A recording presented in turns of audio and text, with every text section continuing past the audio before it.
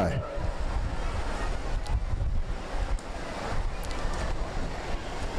तरी तुम्ही शांतपणाने बसल्यामुळे आजच्या सांगता समारंभाच्या प्रसादाचे थोडाफार आशीर्वचन आम्ही देणार आहोत. सात दिवसाच्या शेवटच्या समारंभामध्ये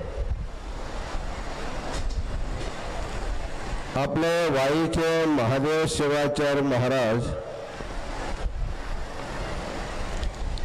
अतिशय सुंदर असं प्रसादाचे कीर्तन तुमच्या समोर प्रस्तुत केलेलं आहे.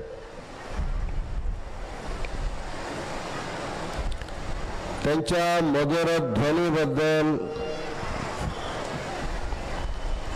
त्यांचे प्रतिपादन शैलीबद्दल शंभुलिंग शिवाचार्याने सांगितले,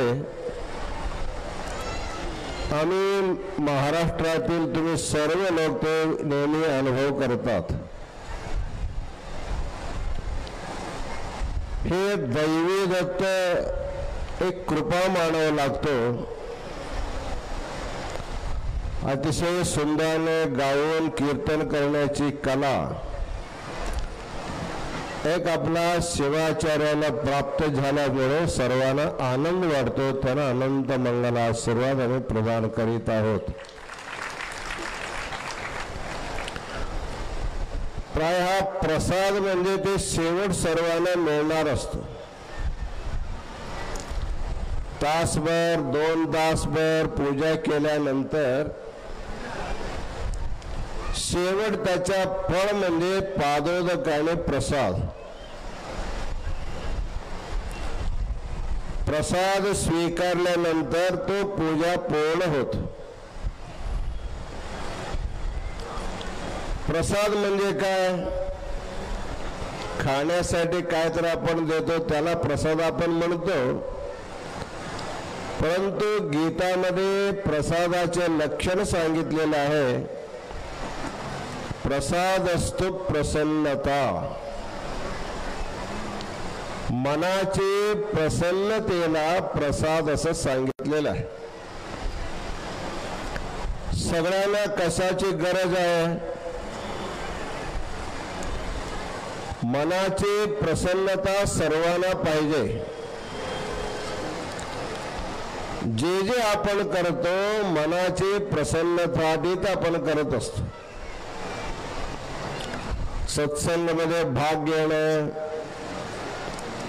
सत्संगात कीर्तन करणं, सत्संगामध्ये अनेक प्रकारचे भक्तीचे गायन प्रस्तुत करणं, हे सगळं स्वतः प्रसन्न होऊन सर्वांना प्रसन्नता प्रदान करण्यासाठी हा कार्यक्रम चालू असतो. खऱ्या अर्थाने ज्यावेळी शंभुलिंग शिवाचार्य महाराज 7 दिवसातल्या कार्यक्रमातले तुमचे सर्वांचे भक्ती अनुभव करून काल केलेले उत्सव, आज झालेले कळसारोहण आणि तुम्ही सर्वांनी हिरहिरीने केलेले सेवा पाहून महाराज यांचे शब्द थांबले. डोळ्यातून अश्रू सहसा येत नाही. तुमच्या मनाला भरपूर दुःख झालं तर लगेच डोळ्यात पाणी येतात.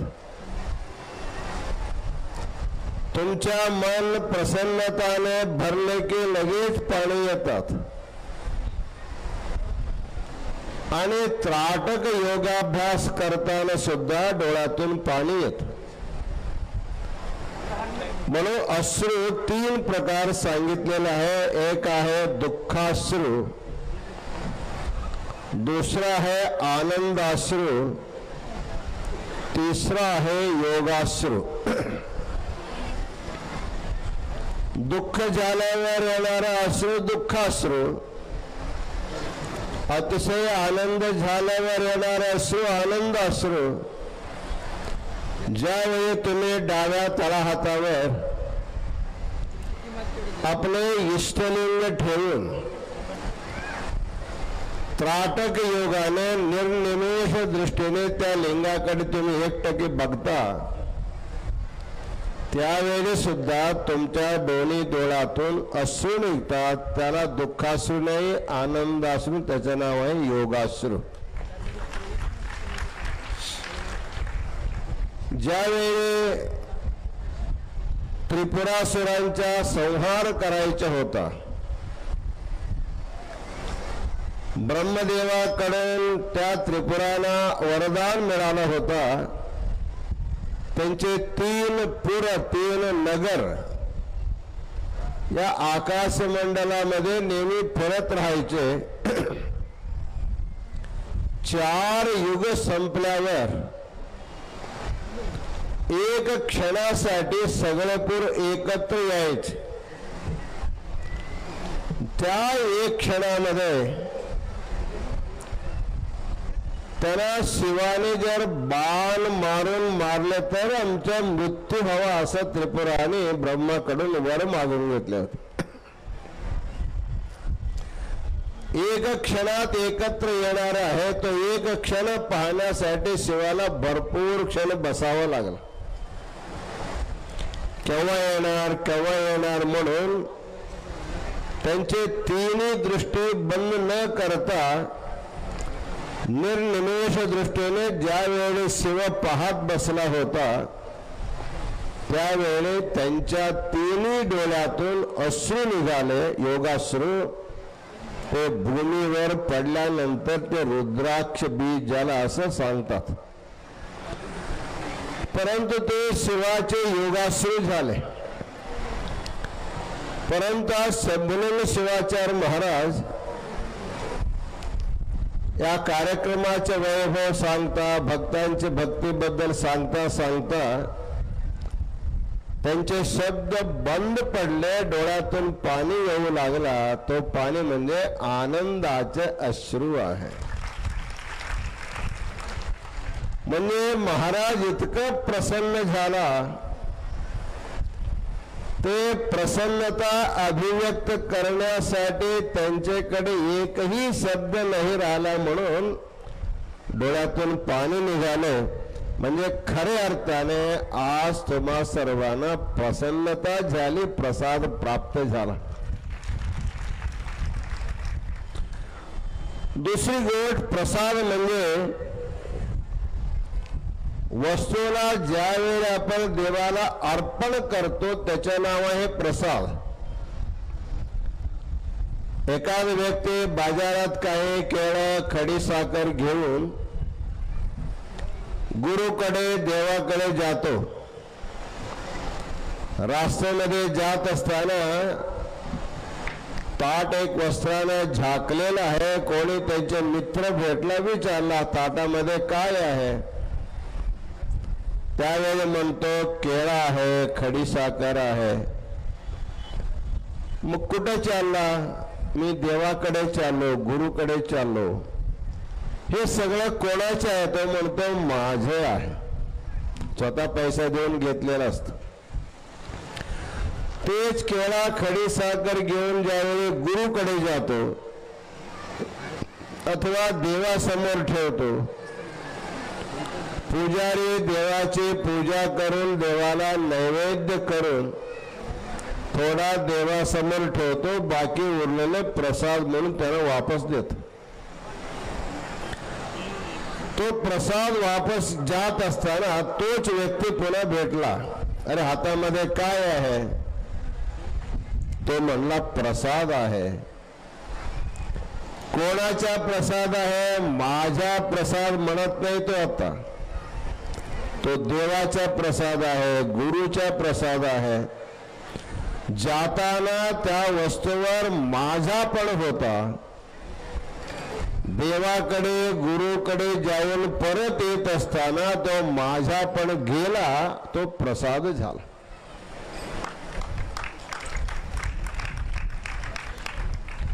म्हणून तुम्ही देवाला ज्यावेळी नैवेद्य दाखवता, देव काय खातो काय?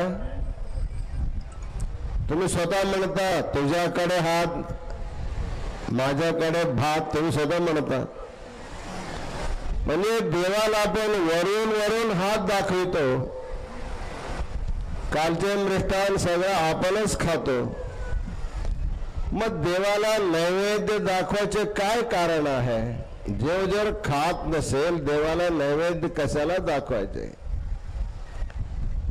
देवाला वस्तूंचे पदार्थांचे भूक नाही.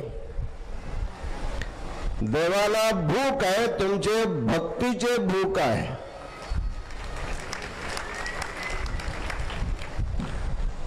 तुम्ही ज्या वेळेला वस्तू घेऊन जाता तो दूषित असतो, माझ्यापणाने दूषित असतो, दुष्ट असतो. तुम्ही देवाला नैवेद्य दाखवल्याबरोबर देव पदार्थाची एक कण सुद्धा खात नाही. त्यावर असलेले माझा पण होतो तो घालतो, तुम्हाला प्रसाद करून देतो.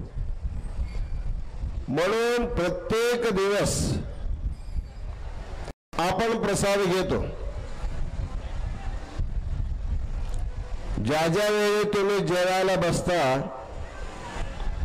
त्यावेळी तुम्ही तुमच्या इष्टलिंगाला जे जे तुम्ही खाता ते देवाला अर्पण करून प्रसाद रूपाने खायची परंपरा वीरशैवांमध्ये आहे. रोज पक्वान्न केल्यावर देवाला नैवेद्य असं काय नाहीये. पत्रम पुष्पम फलम तोयम यो मद्भक्त प्रयच्छति. आता काही असो जे काय त्याला उपलब्ध झालं ते देवाला अर्पण केलं तर दो सेव देतो आणि प्रसाद करून आपल्याला परत वापस करतो. म्हणून वस्त्र नेसताना प्रसाद करून घेतलं पाहिजे. पाणी पिताना प्रसाद करून घेतलं पाहिजे. जर तुम्हाला रुग्ण होऊन औषध घेताना सुद्धा त्या औषधाला सुद्धा लिंगाला अर्पण करून घ्यायची परंपरा आहे. देवाला न दाखविता देवाला अर्पण न करता काही घ्यायचेच नाही. अष्टावर्णामध्ये जे शेवटचा जो आवरण तो प्रसाद आहे. महात्मा बसवेश्वर एक वचनामध्ये सांगतो, ಕೂಡಲ ಸಂಗಮ ದೇವನು ಒಲಿಸಬಂದ ಪ್ರಸಾದ ಕಾಯವನ್ನು ಕೆಡಿಸಲಾಗದು. बसवेश्वर म्हणतो केवळ खाद्य पदार्थ देवाला अर्पण करायचे नाही, राहता घर देवाला अर्पण करायचे. जेवढंच रे ज्या शरीराने तुम्ही सगळे व्यवहार करता त्या शरीराने सुद्धा देवाला अर्पण करून देहाला प्रसाद करून घ्या असं म्हणतात. म्हणजे आचार्यांचे संतांचे मुख्य उद्देश म्हणजे या जगामधील सर्व पदार्थांवर मी माझा पण जी आहे तशापासून मुक्त होणं म्हणजे प्रसादाची प्राप्ती आहे. म्हणून 7 दिवस तुम्ही शिवनामाचे पारायण केले, अखंड नाम जप केले, परमरहस्याचे पारायण केले. ह्याच्या फलश्रुती काय आहे? या जगामध्ये मी नाही, माझा काही नाही, मी सुद्धा तूच आहे, मी सुद्धा तूच आहे, तू मी आहे, मी तू आहे, माझ्या तुझ्यामध्ये काही फरक नाही आहे. ईशावास्यमिदं सर्वं यत्किंच जगत्याम जगत.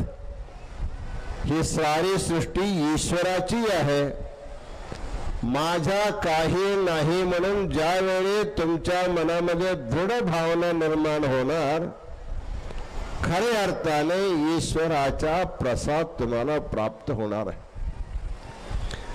म्हणून प्रसाद अत्यंत महत्वाचा असतो. त्या प्रसाद घेतल्याने काय होतं? प्रसाद घेतल्याने मनाला प्रसन्नता वाटते. म्हणून बसवेश्वर संतांनी काय सांगितले,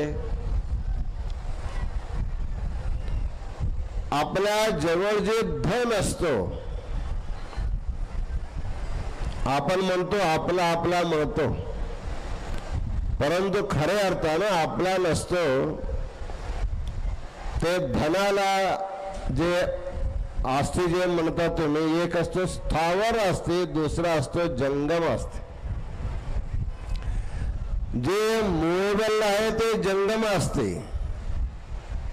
घर जमीन वगैरे स्थावर असते, तिकडे तिकडे जाणार नाही. म्हणून जे काय आपला संपत्ती आहे ते तुम्ही वापरा, वापरायला काही हरकत नाही, परंतु माझा म्हणून न वापरता हा देवाचा प्रसाद म्हणून वापरलं तर तुमच्या मनामध्ये प्रसन्नता होणार. एका गावामध्ये एक मोठा श्रीमंत होता. देवाने त्याला भरपूर दिले होते. दिलेले देव सुद्धा एकदा त्यांच्या दारासमोर येऊन मागतो, देतात की नाही माझा.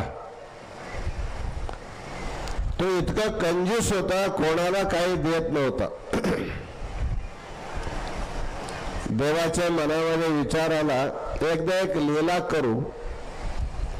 हा जो माझा माझा माझा म्हणतो हे त्याचे किती आहे तरी तरी परीक्षण करावं म्हणून एकदा दारासमोर येऊन भिक्षांदेही म्हणून भिक्षा मागितली. त्यावेळी सावकाराने सगळ्या सेवकांना सांगून ठेवले होते, माझ्या घरी जर कोणी भिक्षुक आले तर त्याला मारून हाकलून द्यायचे. ते आलेले भिक्षुकाला सगळ्यांनी मिळून मारले, स्वतः मारला, बायको मारले, मुलं मारले, हाकलून दिले. देव मार खाल्ला. देव म्हणाला, लीला करायचं म्हणजे सगळं करावंच लागतं. मार खाऊन देव गेला. देव म्हणाला, जसं मला तुम्ही सगळं मारलेलं आहे तसं तुला सुद्धा मार खावा लागणार. तो सावकार गावच्या एक बाहेर एक नदी होता, त्या नदीला रोज अंघोळला जात होता. अंघोळ करण्यासाठी तो गेला तिकडे. देवाने सावकाराच्या वेशामध्ये त्यांच्या घरी गेला.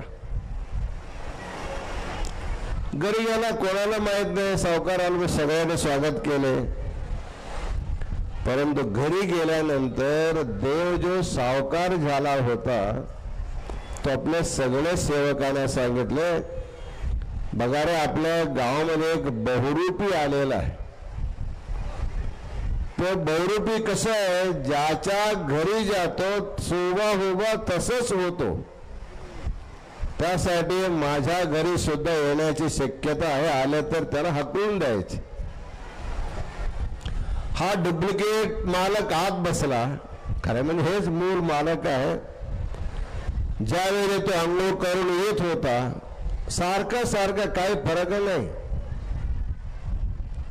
आत बसलेले देव मालक म्हणलं, आला बघा त्याला हाकलून द्या.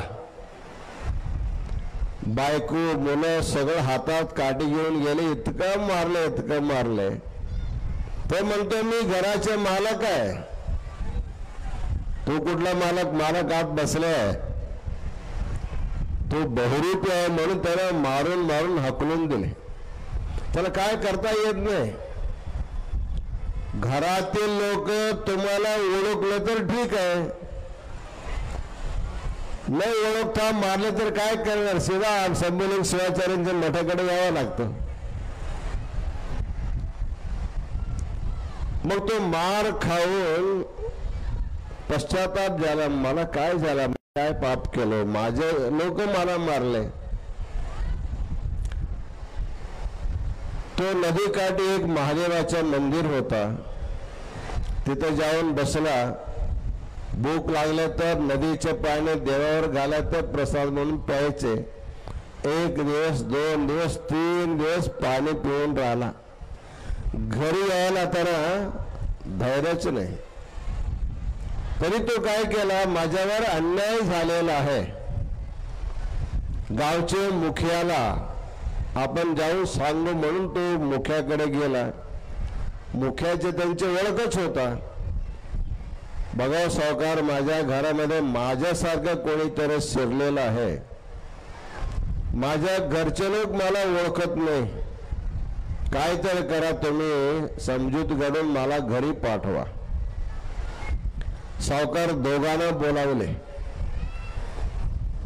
सावकाराला आश्चर्य वाटतो, खरं कोण खोटं कोण काय कळतच नाही. तरी जो देव सावकाराच्या वेशामध्ये होता तो सावकारला म्हणाला, तुम्हाला जर खरं ओळखायचं असेल तर आम्हा दोघांना सांगा, घरामध्ये किती खोल्या आहेत, प्रत्येक खोलीमध्ये किती कपाट आहे, कुठल्या कपाटामध्ये काय सामान आहे, लिस्ट करून द्यायला सांगा. ज्याचे लिस्ट प्रमाणे मिळेल तो घरचे मालक, जे चुकले तर ते हकलून द्यायचे. हा सावकार इतका घाबरून गेला होता आणि कुठं मोजत बसले तर घरामध्ये आणायचे ठेवायचे, मोजला कुठं तो. आणि देव तो देवच आहे, सर्वज्ञ आहे, किती खोली आहे, किती कपाट आहे, अलमारमध्ये कुठलं काय, सगळे लिस्ट एक झट लिहून दिला. सावकार थरथर कापत कापत थोडा लिहिला, थोडा नाही दिला. शेवटी सावकार बघितला, हा ह्याने लिहिलेल्या लिस्ट प्रमाणे सही आहे, मग तूच मालक म्हणून देवाला मालक ठरवले, ह्यानं पण हकलून दिले. आता काय करता येत नाही. कोर्टामध्ये निर्णय झाल्यानंतर काय करणार. मग सीधा त्या देवळात गेला, पुन्हा देवाच्या प्रसादाचे पाणी पीत बसला. एक दोन दिवस झाल्यानंतर देवाला वाटलं आता यांच्या बुद्धी आल्यास, यांच्या संसारमध्ये आम्ही गुंतून कशाला बसायचे. मग देव त्यांच्याकडे गेला, वेश बदलून भिक्षुकाच्या वेशामध्ये पाहिलं त्या आला. मग त्यावेळी हा येऊन त्यांचे पाय पडला. तो म्हणला, सावकार तुम्ही इथं कशाला बसेल, 2-3 दिवसापासून पाहतो. नाही, माझ्याकडून काय अपराध घडला माहित नाही, माझे घरचे लोक मला ओळखत नाही, तो आमच्या नाही म्हणून सगळं मारून हकलून दिले नाही, मग काय करणार. नाही नाही, तुम्हाला पश्चाताप झाला का, खऱ्या अर्थाने तुमचे काय आहे सांगा. तो म्हणलं, माझं काही नाही, उगा मी भ्रांतीने माझ्या म्हणत होतो, आता मला कळलं की माझ्या बायको माझे नाही, मुलं माझे नाही, घर माझं नाही, काही माझं नाही, हे मला माहीत झालेलं आहे. मग तू असंच जीवनभर जगणार आहे का. हो म्हणला, नमस्कार केला. देव म्हणला, आता तू जा घरी, तुला ओळखतील. तो घरात मालक नव्हता ना, हा गेल्यावर सगळ्यांनी सहज रूपाने त्याने स्वागत केले. त्याला भीती वाटत होता, बाहेर नाही मारलं, आतून मारतील काय घरी जाऊन. परंतु सगळं सुरळीत झाला. त्यावेळी त्यांच्या मनामध्ये भावना निर्माण झाली, मी माझ्या म्हणत होतो हे भ्रांती होता माझ्या, खऱ्या अर्थाने माझ्या नाही है. ईशावास्यमिदं सर्वम, ही सृष्टी सारी ईश्वराची आहे. ईश्वराचे म्हणून आपण घेतले तर ते प्रसाद होणार, माझ्या म्हणून खाल्लं तर पदार्थ होणार. म्हणून तो सावकाराने अत्यंत सुधरून गेला. जर तुम्ही इथून तुमच्या घरी गेले असताना तुमच्यासारखं घरी कोणी असले आणि तुम्हाला हाकलून दिलं तर काय होणार तुमची परिस्थिती. म्हणजे तसा परिस्थिती येऊ न देता आपणच निर्णय केला पाहिजे. देवाने आमच्या सुखभोगासाठी सगळं दिलेलं आहे, भोगणार आम्हीच आहोत, परंतु आमच्या म्हणून न भोगता हे देवाचा प्रसाद म्हणून जर आपण भोगलो मग संसारातून आपण मुक्त होऊ शकतो. म्हणून महाराजांनी शेवटच्या कार्यक्रमामध्ये प्रसाद कीर्तन ठेवले होते. आपले वाईचे महाराजांनी अतिशय सुंदर रीतीने प्रसादाचे कीर्तन करून तुमच्या मन प्रसन्न केलेलं आहे. हा सर्व कार्यक्रम पाहून तुमचे संजय बनसोडे साहेबांनी इतका आनंद झाला. काल तरी तुम्हाला यात्रा करण्याचा संकल्प केला. आज पुन्हा त्याच्यापेक्षा मोठा म्हणजे बसले ठिकाणी लाखो लाखो लोक बसून शिवकथा ऐकण्याची संधी तुम्हाला पुन्हा दिलेला आहे. म्हणजे तुष्ट राजा राज संतुष्ट झाला तर काही देऊ शकतो. तसं बनसोडे साहेब या क्षेत्राचे राजाच आहे आणि तुमच्या सर्वांच्या भक्ती वाढ करण्यासाठी यात्रेच्या संधी दिलेल्या आहे. आणि तुम्ही शिवकथाकारांचे नाव सुद्धा त्यांना सांगितले. पंडित प्रदीप मिश्राचे नाव सांगितलेलं आहे. प्रदीप मिश्रा एकदा काशीची शिवकथामध्ये आपल्या मठामध्ये सुद्धा आले होते.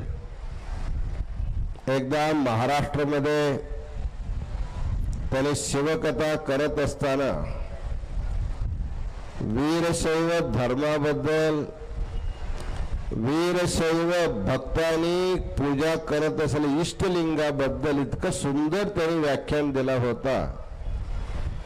म्हणजे मंदिरामध्ये जाऊन देवाला पूजा करणं हे वेगळी गोष्ट आहे, परंतु या संसारामध्ये काही अशी शिवभक्त आहे वीरशैव, ते मंदिरात जातात परंतु आपल्या देहाला मंदिर करून घेतात आणि देहावर देवाला निरंतर ठेवतात.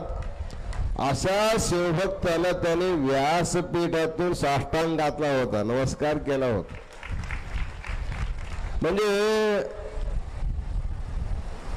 शिवपाठामध्ये तुम्ही ऐकलेला आहात, शिवभक्ताला पाहिल्यानंतर ब्रह्मसुद्धा लोटांगण घालतो म्हणून.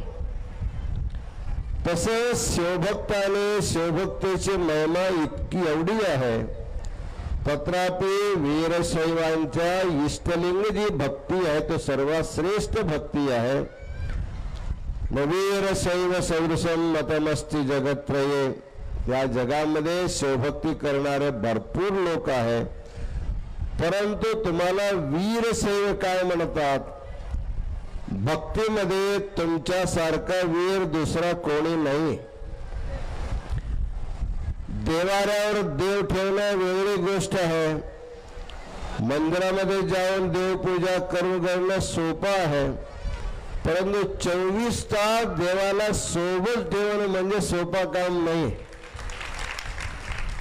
परंतु एवढा अवघड काम सुद्धा आज उद्यापासून नाही, युगायुगापासून, कृतयुगामध्ये, त्रेतायुगामध्ये, द्वापर युगामध्ये, कलियुगामध्ये, सर्व युगामध्ये देवदेवांपासून लिंगपूजा केलेली परंपरा आहे. सिद्धांत शिखामणीमध्ये सांगितलेले ब्रह्म विष्णुआदयो देवा मुनयो गौतमादयः धारयन्ति सदा लिंगम उत्तमांगे विशेषतः. सर्व देवी देवता त्या इष्टलिंगाला तुम्ही गळ्यात धारण करता, ते तरी मस्तकावर धारण करतात. असं सर्वाराध्य असलेले इष्टलिंगाची महिमा प्रदीप मिश्रांनी कथामध्ये सांगितल्यामुळे आम्ही त्यांना मठामध्ये बोलावून घेतलं होतं. त्यांना आपल्या धर्माबद्दल आणखीन विशेष माहिती दिलो, पुस्तक पण दिलो. त्यांच्या विनंतीला मान देऊन आम्ही ते गंगाकाठी असलेले शिवकथामध्ये सुद्धा जाऊन आशीर्वाद दिलं होतं. जर महाराजांनी त्यांना संपर्क करून जर त्याने वेळ दिले तर खूप मोठा शिवकथा त्या उदगीर नगरीमध्ये, म्हणजे लाखो लाखो शिवभक्त एक ठिकाणी बसून शिवपूजा म्हणजे शिवकथा श्रवण करण्याची संधी तुम्हा सर्वांना मिळणार आहे. ही संधी लवकरात लवकर मिळावा असं आम्ही मंगलाश्रय प्रदान करीत आहोत. आपले शंभुलिंग शिवाचार्य महाराज या 7-8 दिवसांमध्ये कार्यक्रम करून भरपूर थकले असे असं आम्हाला वाटत होता. आता त्यांचं सगळे थकाव दूर झाले तर पुन्हा नवीन झालेले महाराज आता पुढचे कथासाठी यात्रासाठी ते तयार होतील आणि करणार आहे. खऱ्या अर्थाने संजय बनसोडे सारखा लोकप्रतिनिधी सर्व पक्षामध्ये आणि सर्व प्रांतामध्ये झाले तर आपला देश खरं इतकं मोठं होणार ते सांगता येत नाही. परंतु सगळं असं करत नाही. पक्ष कुठलाही असो, आमदार खासदारांनी या पद्धतीने लोकांबरोबर समरसतेने काम केले तर आपला देशासारखा देश जगामध्ये दुसरा कुठलाही राहू शकणार नाही. संजय बनसोडेने सांगितल्याप्रमाणे तुम्ही सगळ्यांनी त्यांच्या पाठीशी उभे राहा, त्यांच्याकडे निरंतर काम करून घ्या असं सर्वांना शुभाशीर्वाद देऊन महाराजांनी आपले गुरु महाराजांच्या मंदिरावर सुवर्ण कळसारोहण केले. आज सकाळी काल तरी इतकं सुंदर उत्सव झाला, आम्हाला वाटलं होतं 1 तासामध्ये संपेल आपण जाऊ म्हणून. 4ला सुरू झाला, 9 पर्यंत उत्सव चालला होता. आपलं महिला मंडळ इतकं भजन करत करत त्याच्यामध्ये चालत होते. एक विशिष्ट आम्ही पाहिलं, 125 किलोचे एक हार पुलारीने क्रेनच्या माध्यमातून आणला होता. आम्ही असे फलाचे फुलाचे हार राजकीय नेत्यांना घालताना बघितलं होतं.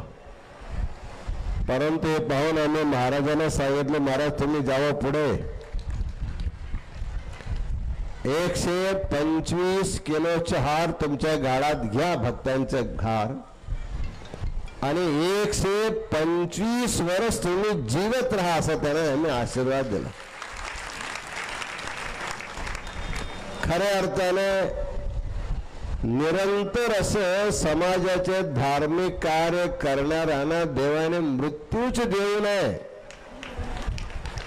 तिथं जरी जाऊन काय करायचं, देवासमोर बसण्यापेक्षा भक्तासमोर बसून भक्ताला कैलासाला पाठवून द्यायचं. शेवट आपण जायचं, सगळं गेल्यावर पहिलं जाऊन बसून काय करणार. त्यासाठी शंभुलिंग शिवाचार्य महाराज तुम्हाला हावजी स्वामीने हुडकून आणलेलं. तुम्हाला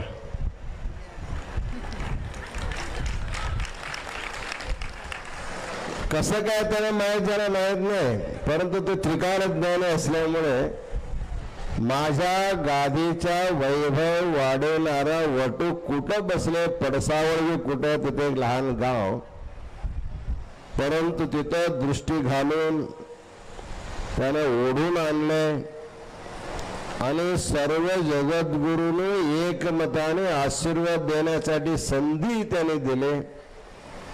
आणि त्या काळामध्ये जगद्गुरु पंचाचार्यांचा अड्डपालकी महोत्सव अत्यंत वैभवाने संपन्न झाला होता. म्हणजे भविष्य काळामध्ये एवढे मोठे मोठे कार्यक्रम तुम्ही करणार म्हणून हावजी स्वामीने तुम्हाला बोलावून घेतलेलं आहे. तरी कोणाकडनं काय करून घेणार ते अवश्य करून घेणार आहे. म्हणून शंभुलिंग शिवाचार्यांच्या काळकिर्दीमध्ये हावजी स्वामीचे वैभव निरंतर उत्तरोत्तर वाढतच जाणार आहे. महाराजांना एक भीती वाटली, आम्ही सुवर्ण कळस मंदिरावर ठेवलो, आता त्याचे सिक्युरिटी कसे करायचे. आम्ही म्हणलो काय करू नका, त्याला एक CCTV कॅमेरा लावा आणि त्या CCTV कॅमेरा पोलीस स्टेशनमध्ये ठेवा. मठापेक्षा तेच सगळं बघतील. परवा योगी आदित्यनाथांनी आपल्या भाषणामध्ये सांगत होते, राम मंदिराच्या सुरक्षतेसाठी भरपूर त्याने व्यवस्था केलेली आहे. ते सांगत होते तिथं CCTV कॅमेरा लागलेला आहे. जे कोणी अपराध करतील तो त्याच्यामध्ये दिसणार, म्हणजे पोलीस स्टेशनमध्ये दिसणार. पोलीसने इथं सुद्धा यायची गरज नाही, तिथूनच बटन दाबले की तो सीधा राम राम होणार. अशी व्यवस्था करावी लागण्याची पाळी आलेली आहे.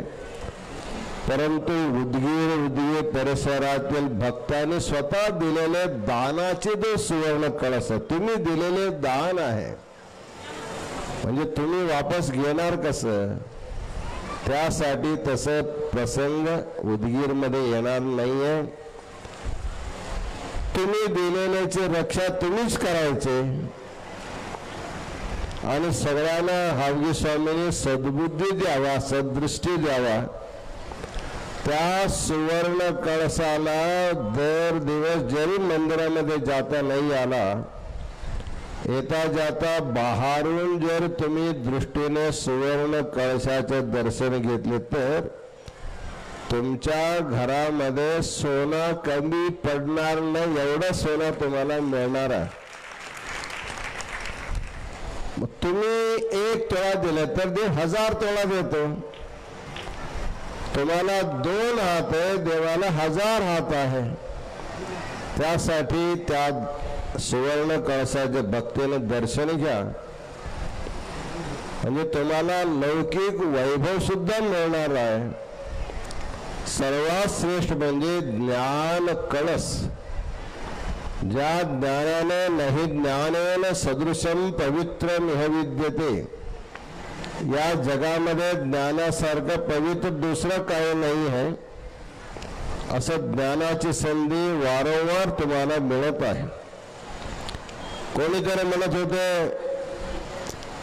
हा कार्यक्रम न भूतो न भविष्यचे, असं नाही बोलायचे. न भूत ह्याच्या पूर्वी झाला नव्हता, ह्याच्यानंतर ह्याच्यापेक्षा मोठा कार्यक्रम जाणार आहे. त्यासाठी याला एक अभूतपूर्व कार्यक्रम, म्हणजे मागच्या काळामध्ये कधी न घडलेला कार्यक्रम आज झालेला आहे. भविष्य काळामध्ये ह्याच्यापेक्षा मोठा कार्यक्रम. शंभुलिंग शिवाचार्यांचे संकल्प आणि संजय बनसोडेंची शक्ती तुमच्या सर्वांच्या भक्तीमुळे खूप मोठा कार्यक्रम होणार आहे. मोठा कार्यक्रम करताना त्यांनी संकल्प केले, एक मोठा कार्यक्रम करून जगद्गुरु पंचाचार्यांचा पुन्हा उत्सव करण्याचा संकल्प केलेला आहे. भरपूर ठिकाणी संकल्प झाला, अजून सिद्ध झालेला नाही आहे. परंतु शंभुलिंग शिवाचार्य सिद्ध करावा, सिद्ध करतील असं या शोकप्रसंगी तर अनंत मंगलाशीर्वाद देऊन सर्व ऋणातून मुक्त होता येते, गुरु ऋणातून मुक्त होता येत नाही. एका सुभाषितकार सांगतो,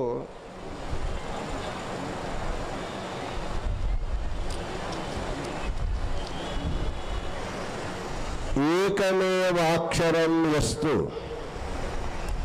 गुरु शिष्यं प्रबोधयेत् पृथिव्यां नास्ति तद्द्रव्यं यद्दत्त्वा चानृणी भवेत्. एखाद्या व्यक्तीकडून काय तर आपण घेतल्यानंतर त्याचे ऋण आपल्यावर होतो. त्या ऋणातून मुक्त होण्यासाठी काय ना काय तर आपण देत असतो. तसे इथं सांगतात, एकमेवाक्षरं यस्तु गुरु शिष्यं प्रबोधयेत्. सद्गुरु जर शिष्याला केवळ एक अक्षर जरी शिकविला तो एक ऋण झाला. त्या एक अक्षर शिकविण्याच्या गुरुचे ऋणापासून मुक्त होण्यासाठी या पृथ्वी तळामध्ये असं कुठलीही संपत्ती नाही देऊन आपण मुक्त होऊ शकतो. म्हणजे गुरु ऋणातून मुक्त होणं शक्य नाहीये.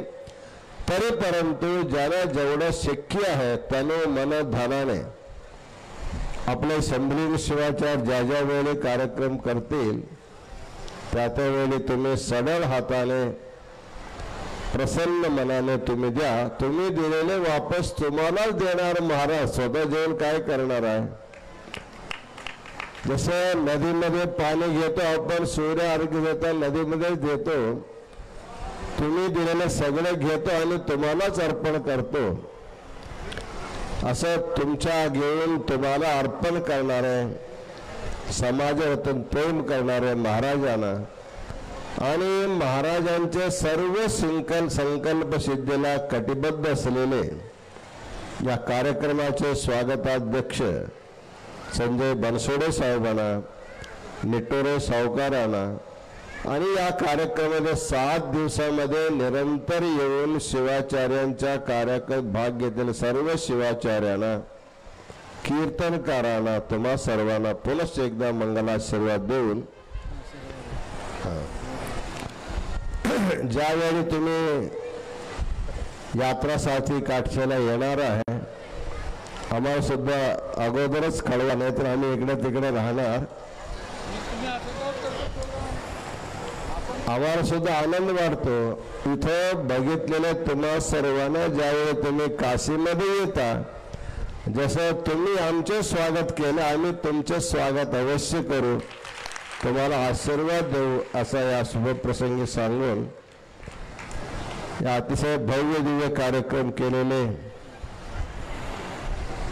आपले हावजी स्वामी मठाध्यक्ष शिवाचार्य काय दिले तर कमीच आहे, परंतु आशीर्वादापेक्षा मोठं काही नाही आहे. त्यासाठी काशीपीठाचे मंगल आशीर्वाद त्यांना मी प्रदान करतो. विश्वाराध्यांच्या आणि जगद्गुरु पंचाचार्यांच्या मंगल आशीर्वादाने महाराष्ट्रातील शिवलिंग शिवाचार्य जे दाखल निर्माण केले त्याच्या पुढे जाऊन तुम्ही धर्मकार्य करावा. ते शिवलिंग शिवाचार्य होते, तुम्ही शंभुलिंग शिवाचार्य आहे, दोघांमध्ये काय अंतर नाही आहे. महाराष्ट्रातील सर्व शिवाचार्य या पद्धतीने काम करतात त्या सर्वांच्या वतीने काशीपीठाच्या वतीने शंभुलिंग शिवाचार्यांना मंगलाशीर्वाद देऊन आम्ही आपले आशीर्वचन पूर्ण करीत आहोत.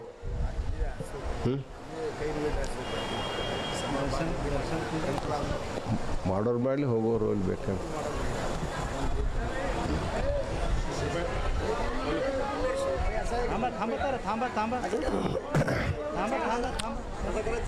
उदगीर नगरीमध्ये